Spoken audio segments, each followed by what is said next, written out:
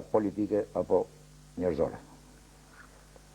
Dhe për ta mbyllur ndryshe këtë intervistë sot Nano me një pyetje të cilës ju mundi përgjigjeni ose jo. Shumë pakush në Shqipëri nuk e njeh tashmë Gjoana Nanon, por pakush di prej jush ç'është Gjoana Nano për ju, pra cila është njusha që shkaktoi traumë në mentalitetin e liderit të mazhorancës shqiptare, por edhe pse jo në mentalitetin kanonor shqiptar. Unë nuk besoj se mund të vazhdojmë të tërhiqemi në mënyrë të pavëmendshme ose spontane në të njëjtat hulli të traditës kanonore shqiptare. Kështu që Gjoana Nano qëndron për disa kohësh pranë meje si një alter ego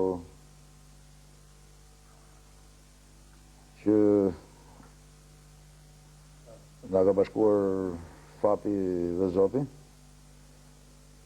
në jetë dhe që është bërë aq e njohur sa duhet edhe për shkak të medias në vëmendjen e publikut. Ajo nuk zëvendëson askënd tjetër përveç se kësaj alter egoje.